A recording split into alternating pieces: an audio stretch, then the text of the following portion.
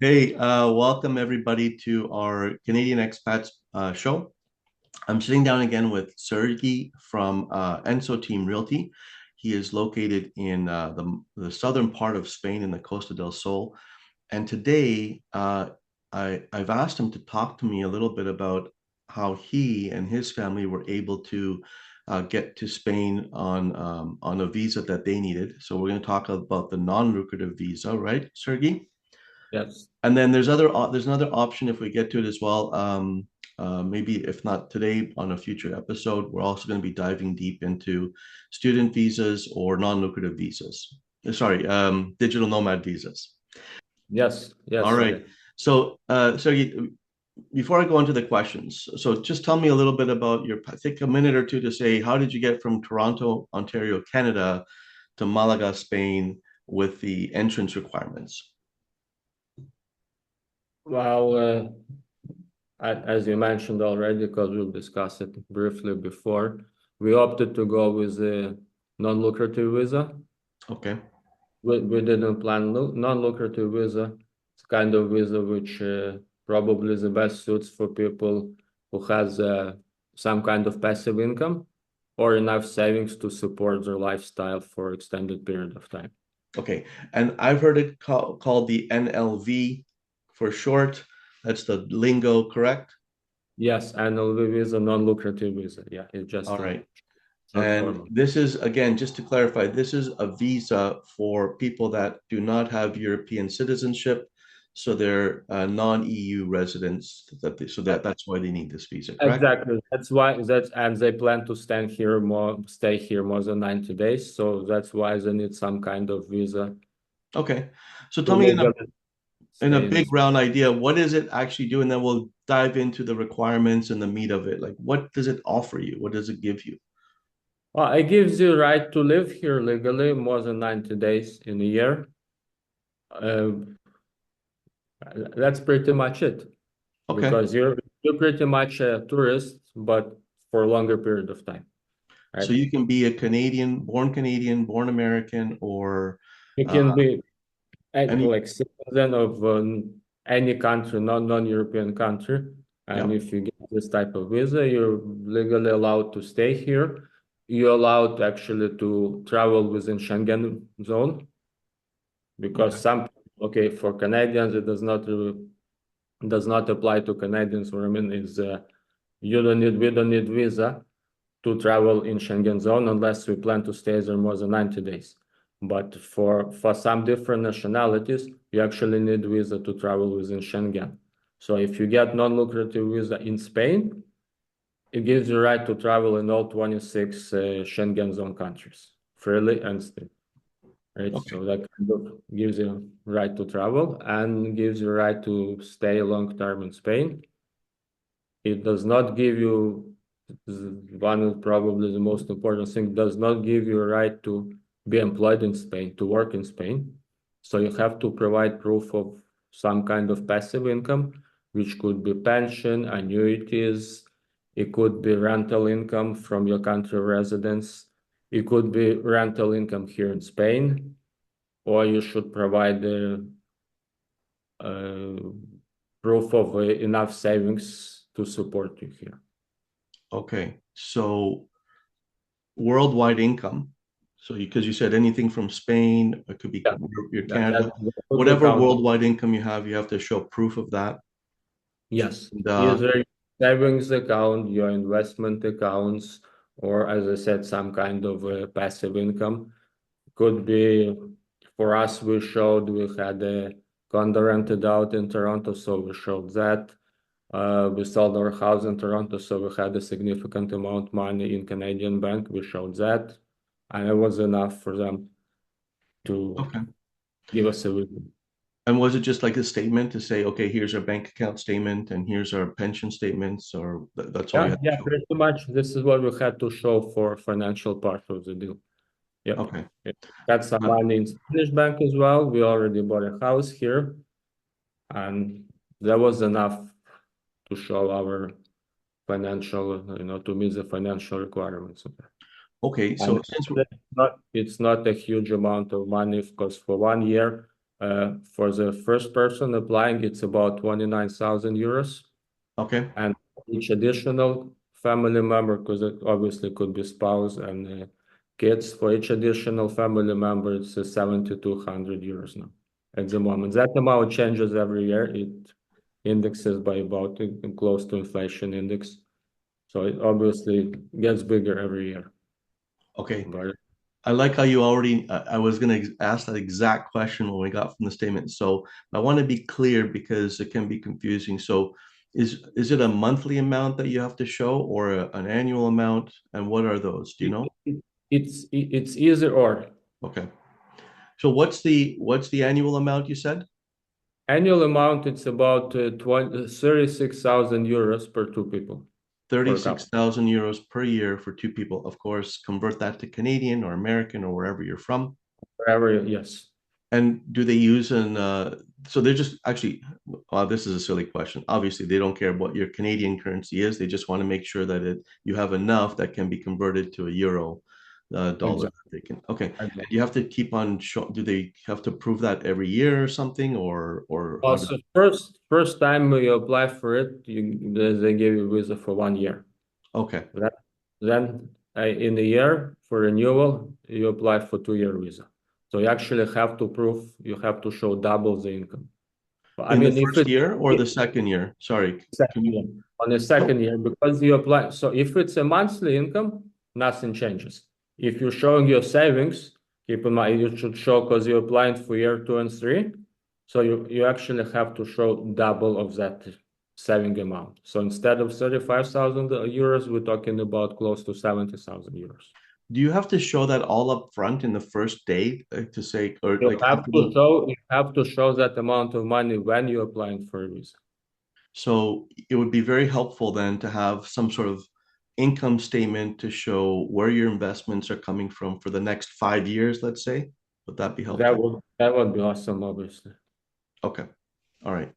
So If it's a people getting some kind of pension or annuities, that's different because it's a steady income every month.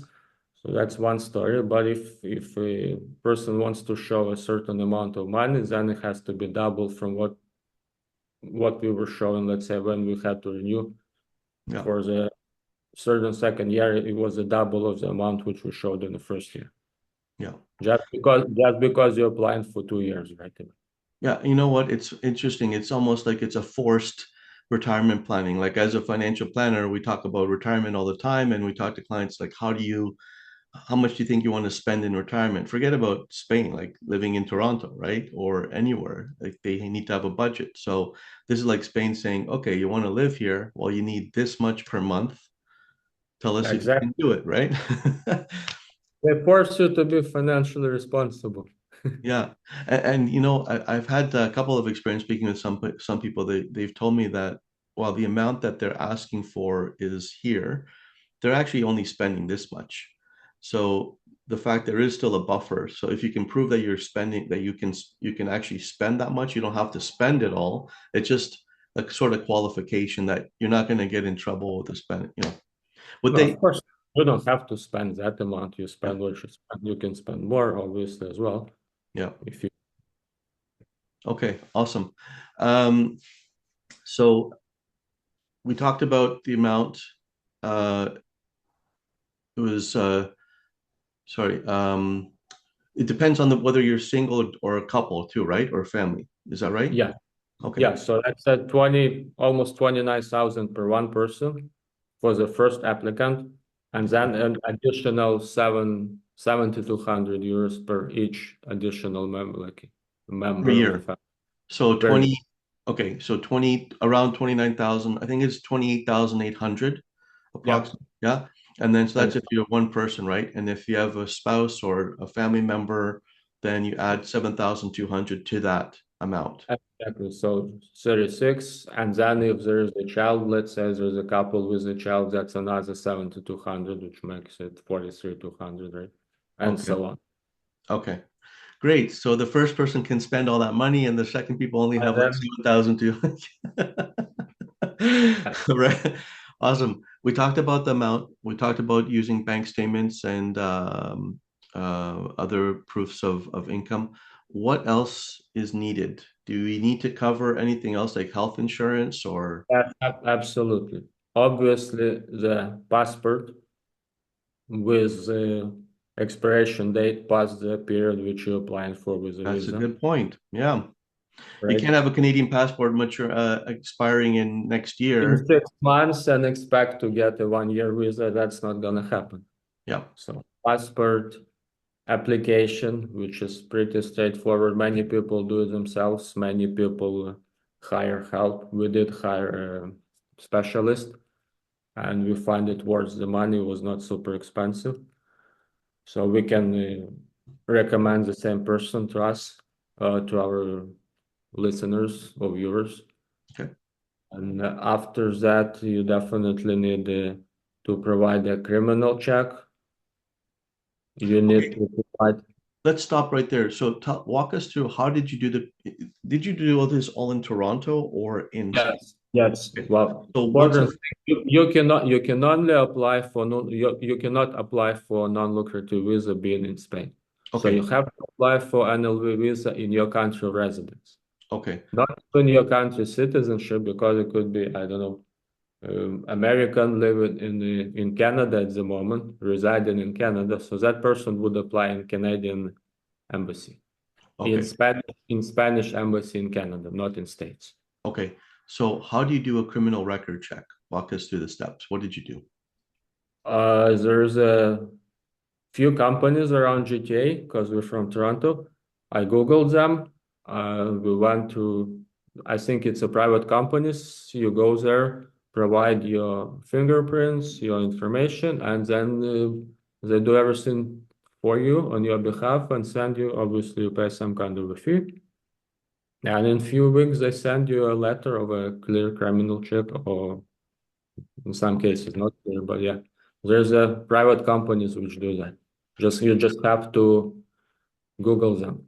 Can you go The- directly to the police and do it there? no, no, we tried. They don't provide that type of services. So you have to go through private companies. Okay. It's interesting because I remember I must have misunderstood how that works because when I got my Romanian citizenship back years ago, I had to do a criminal record check, but my consulate sent me to the police station and they did some, maybe it was a different thing that they were doing. Maybe, but that's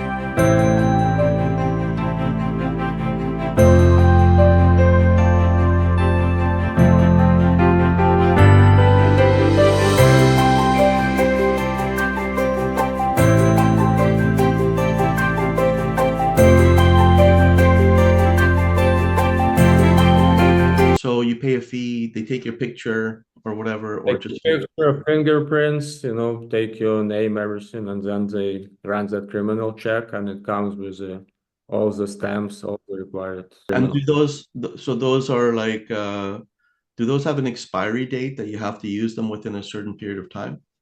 Yes, yes, they do. They And how do, and long? then I think it changed. I believe it was it's a good for 6 months, Okay. but So, that has to be checked because first of all it changes, and the requirements on the Spanish side changes, the requirements in but Canadian so side changes, all those things. It's been 2.5 years since we got the visa, so I don't want to provide any false information. I'm just telling our story and giving general guidelines, but definitely recommend for people to either check everything on the website. It's pretty good. Lots of information on the Spanish embassy website, or hire help, hire professional help.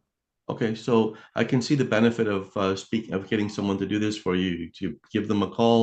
They give you all the checklist of what you have to do, and they take care They of. filled out all the applications for us, double, triple check if we had everything, and that's why it took us pretty much.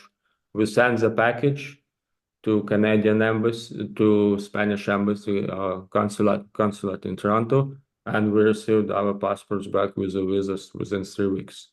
It was very Okay, fast without requiring any additional information, because that can definitely delay the process. If anything is missing, or forms, application forms were filled out incorrectly, any kind of document is missing, or the stamp is missing, or certain statement, it delays the process. okay. So So we rather hire someone to help us. this company packaged it all together and mailed it on your behalf, or they gave you the documents and you mailed it? No. This company is here in Spain. So we got in touch with them. We were here looking for a property. So they actually helped us with the translation because it was much cheaper and faster to do it here, because some of the documents has to be translated and apostilled. So we did everything here. It just coincided with us being here and looking for a property. Okay, so just to be clear though, so that the listeners don't feel they have to go to Spain, you were They in don't. Spain at the time and you just were able to translate it there, but Exactly, because it was cheaper and faster. And all that can be done in Canada, but takes more time and money. okay. So what did you have to get translated? Your bank statements, your No, passport? actually, bank statements were okay. It was marriage certificate, our birth certificates, stuff like that. But statements are accepted in English, no problem. Okay. So what did you need? Marriage certificate and birth certificate. Those are the only two official documents. Yeah, well, it depends on your marital status, right? If Gotcha. it's a single person, obviously there's no marriage certificate. Yeah. Also, you need a letter from a family physician, Okay. uh, saying that that But you particular got all person, your shots. You're all good. You're healthy. not that much shots, but proven that that particular person does not have any disease which can pose a public health safety. Right. Okay. So there's that. Few Okay. pictures. And definitely that's a main one of the requirements, medical insurance here in Spain. Comprehensive medical insurance. I'm reading here on this checklist I did some research on. Can you talk about, it says here you also have to show proof of accommodation in Spain. Is that Yes, so either rental contract or contract, like we at the time of applying for a visa, we already bought a house here. So okay? we provide that as well. Yes. So you can't just have like a hotel room for like a week. You have So to. that wouldn't work. Either 1 year contract, rental agreement, Okay. or your title deeds for certain property. Okay. So you're kind of assuming like, okay, I'm getting the rental contract for a year. I have the proof in my hand. I have my criminal record check. I have my medical. Everything's good. And Mhm. you check off all the boxes.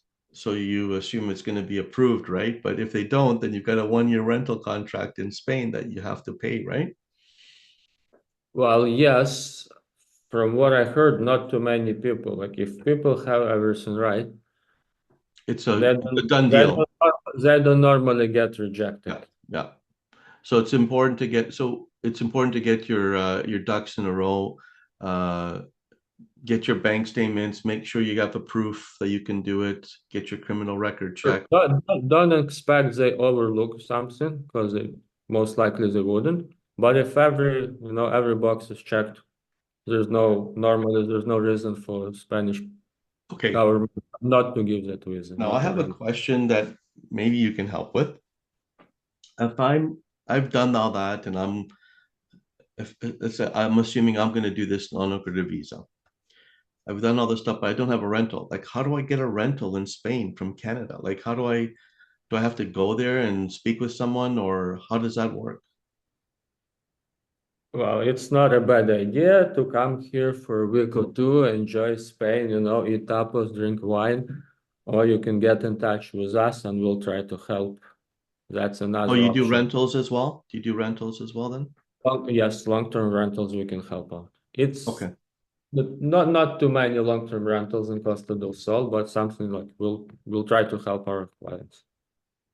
Do they can they do it somehow from Canada to make an agreement? I guess it's Yeah, even it's even totally the they would just it's totally doable, as much as you can pick a property without being physically there. Yeah, we can do Zoom call, we can do any kind of walk around the area, walk around the property, show people what yeah, they. But majority of people they don't mind coming here for a week or two just to yeah. check. Yeah, of course, it makes sense. Absolutely. And it would make sense to me too, just to see where's the rental. Like to see a picture is different than actually walking the Sure. neighborhood and seeing Absolutely. the But it can be done online as well. If for okay. whatever reason person cannot come here personally, that Okay. can definitely be done. Okay. I'm gonna go through my list here to make sure I haven't missed anything to ask you. So we talked about again the requirement for the income, the documents that are needed. We private health insurance. We didn't talk about that. So you also have to purchase private health insurance. Is that right? Yes, you do. Okay. You- And And that it would has, be like in you know, Spain, you buy from a Spain company, right? You buy from a it Spain. does it doesn't have to be a Spain company, it has to be a company which operates in Spain. Okay. Right? You cannot come with a health insurance from Canadian provider, which like your normal travel insurance. No, it's a different story. Has to be a company which provides private health insurance in Spain. And Can be can German company for that matter, or like we, right? Mostly, usually it's a Spanish companies. There's a good options here. Like for us, we're paying about 140 euros per month for me and my wife okay. for full coverage, like pretty much anything you can imagine for private health insurance. And Simply speaking. you found that in Spain though, right? Or Uh, this company which help us with all the documents, they help us to find it. okay, okay, good. So and that's the company in Mississauga that's you worked with here in Toronto. Oh, no, that's a company which helped us here from Spain to do all the documents for us. Okay, So that's okay. I understand. I understand. Okay. health insurance. They hook us up with a health Okay. insurance company. So we have the private health insurance, the criminal record, the medical certificate from the doctor, the valid passport, proof of accommodation, and then the application. There's actually a visa application you have to fill out too, right? It's like 2 or 3 page document. Also, it's a pretty good idea to write a letter, Okay. just a letter from yourself, basically in a simple and just explaining why you would like to live in Spain, why you're applying for this visa, and just it wouldn't hurt. It's not a Okay. required document, but it helps. I guess you shouldn't put in the cover letter, well, the sun is nice and I want to drink wine and eat tapas. Why not? It's a non-lucrative visa, right? You That's want right. to go and enjoy. You're bringing money to come to country, Yeah. right? There's nothing wrong with that. This has been amazing. Have I forgotten to ask anything or anything that you thought about that people There's should a know? one very important point I think we have to highlight. It's extremely important. Non-lucrative visa, Yeah. there is a stay requirement. So you have to spend more than 183 days a year here in Okay. order to, which makes you Spanish tax resident. That's a very important point. That's very important. Unlike golden visa, where you're free to go back and forth and you don't have to become Spanish tax resident, non-lucrative visa makes you Spanish tax resident. So With this all is the the visa you're choosing when you're deciding you want to actually live there. You're breaking yes, ties you have, with Canada and exactly. And you have to remember they're gonna tax your worldwide income. right. So there's a That's lot of very tax planning. Yeah, there's a lot of financial and tax planning there. Yeah. You need to know when to sell your house here. I recently talked with a lawyer that I'm going to be putting up an episode soon about knowing exactly when to sell your property in Canada. And one of the things she highlighted, maybe you can confirm this, make sure you sell before you leave. Because if you leave and then you sell. Not only that, make sure you sell and you stay more than 183 days in that year in Canada, so you don't become a Spanish tax resident in the year when you sell your main residence in Canada. Oh, that's another twist. Wow. Right? So Because it's not only like is you that what can. you guys did? Did you guys do that too? Yes, we planned that, and we stay another after selling our house. We stayed another 4 months in Canada in my parents' house, Mhm. just so we don't become Spanish tax resident in that year. Wow, that's so. Person can Were you sell a house, guided? right?